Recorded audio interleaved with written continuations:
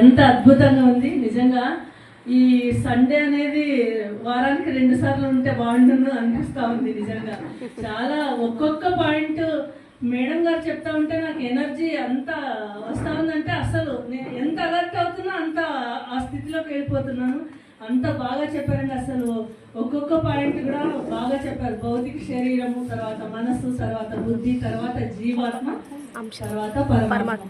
అంటే చూడండి, శరీరాన్ని కంట్రోల్ చేసేది మనసే, ఆ మనస్సును కంట్రోల్ చేసేది బుద్ధి. ఈ మూడింటిని కంట్రోల్లో పెట్టుకుంటే జీవాత్మగా ఉంటాము. ఇవన్నిట్లోనూ సక్సెస్ అయితే పరమాత్మలో చేస్తాము. సింపుల్గా చెప్పారు మేడం. అది 5 ఫింగర్ కాన్సెప్ట్ సార్ గారు చెప్పారు. మనకి పత్రిజీ సార్ చెప్పింది చాలా బాగా విడమర్చి చెప్పారు మేడం. నిజంగా ఎంత అద్భుతంగా. అసలు ఆమె ఒక పాంప్లెట్ చూసి ధ్యానం చేసి మళ్ళీ రిపీట్ చేసి మళ్ళీ పక్కన పెట్టి మళ్ళీ ఆలోచించి మళ్ళీ చేసి, నిజంగా మీ సాధన.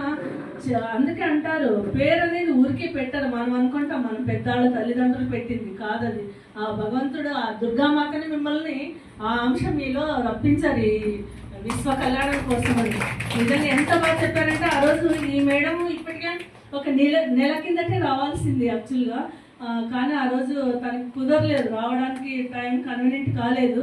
చాలా బేజారు చేసుకున్నాను. నాకు కూడా చాలా డిసప్పాయింట్ అయింది. మేడంతో మాట్లాడాను కదా, అప్పుడే తెలుస్తుంది సబ్జెక్ట్ ఎట్లా ఉంటుందని. కానీ మళ్ళీ ఇన్ని రోజులకైంది. నేను అనుకున్నట్లే దానికంటే 1000 రెట్లు ఎక్కువ సబ్జెక్ట్ ఉంది మేడంలో. నిజంగా మేడం ఈ ఒక్క రోజు జ్ఞానం మాకు నిజంగా సరిపోలేదు. మళ్ళీ మళ్ళీ రావాలి. మళ్ళీ ఒక్కసారి కాదు, మీరు పర్మనెంట్గా వస్తూ ఉండాలి అంతే. చాలా అంత ఉంది. నిజంగా మనము ఈ ఆధ్యాత్మిక జీవితానికి కావాల్సిన నిజమైన కీ పాయింట్స్ మేడం. ఈ ఒక్కటి, స్టూడెంట్స్ ఎంతో మంది ఉంటాం కానీ వాళ్ళందరినీ కంట్రోల్ చేసేకి లీడర్ అనేవాడు ఉంటాడు. అలా లీడర్ పొజిషన్ ఉంది మేడం.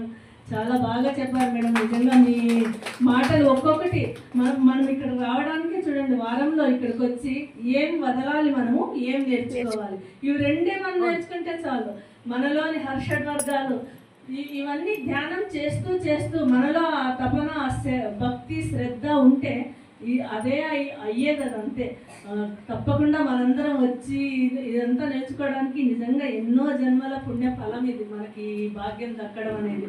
చూడండి, ఈరోజు మా ఫ్రెండ్ వాణి గారు వచ్చారు. వాళ్ళంట ఇంకా 2 వచ్చారు. ఆమె ఆల్మోస్ట్ నా టైంలోనే వచ్చింది. తను కూడా 5 సంవత్సరాల కిందట, ఇప్పుడు 6వ సంవత్సరం పడింది.